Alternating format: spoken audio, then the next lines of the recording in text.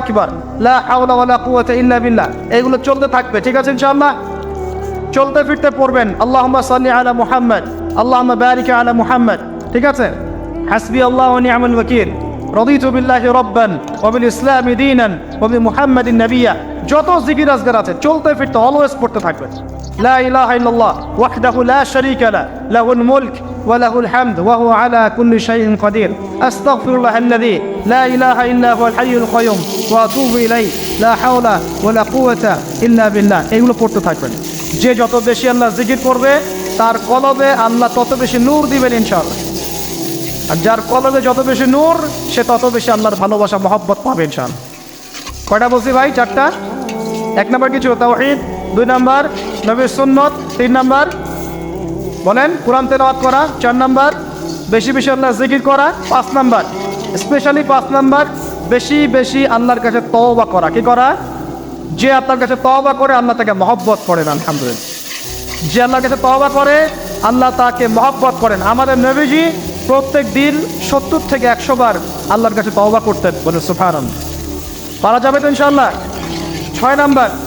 ছয় নম্বরটা হচ্ছে বেশি বেশি নামাজ আদায় করা। কি করা?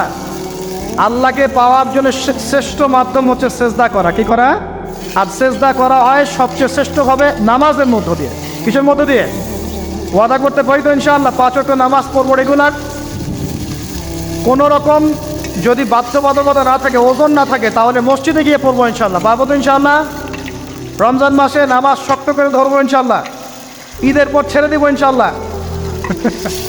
ঈদের পর ছেড়ে দিব কি? ঈদের পরেও ধরে রাখতে হবে ইনশাআল্লাহ তাআলা। আমাদের সমাজে মাশাআল্লাহ রমজান মাসে সবাই পাক্কা মুসল্লি হয়ে যায়, তাই না? কারণ শিকল দিয়ে বাধা থাকে শয়তানও মুক্ত হয়। ঈদের দিন ঢাকঢোল ধুমধারাক্কা গান বাজা শুরু হয়, তাই না? আল্লাহর ওয়াস্তে রমজানের শিক্ষাগুলো ধরে রাখবো ইনশাআল্লাহ তাআলা। আমরা সবাই 5 ওয়াক্ত নামাজ আদায় করবো ইনশাআল্লাহ রমজান মাসে।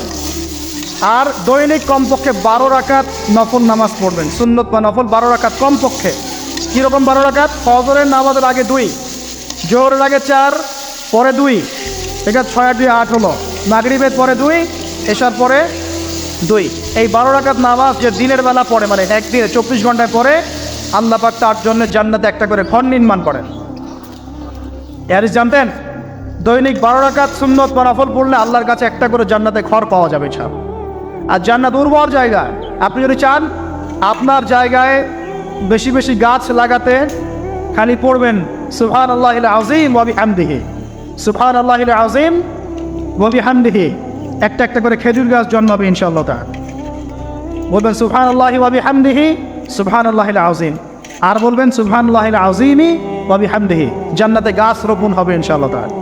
এটা গেল 6 নাম্বার, নামাজ বেশি বেশি পড়া। 7 নাম্বার, আমি আর 4টা বলে শেষ করছি। 7 নাম্বারটা হচ্ছে যে সৃষ্টির সেবা করা। কি করা ভাই? একটা হাদিস আছে যে ইরহামু মান ফিল আরদ ইয়ারহামুকুম মান ফিস সামা। তোমরা জমিনবাসীর প্রতি রহম করো, আসমানবাসী তোমাদের উপর রহম করবে ইনশাআল্লাহ। আল্লাহর ভালোবাসা পাওয়ার অন্যতম মাধ্যম হচ্ছে জমিনবাসীর প্রতি রহম করেন। মুসলিম অমুসলিম সবাই মানুষ কিনা? যারা আমাদের সাথে যুদ্ধে লিপ্ত নাই তারা তো আমাদের ভাই নাকি? যারা যুদ্ধে লিপ্ত আছে এরা শত্রু হতে পারে।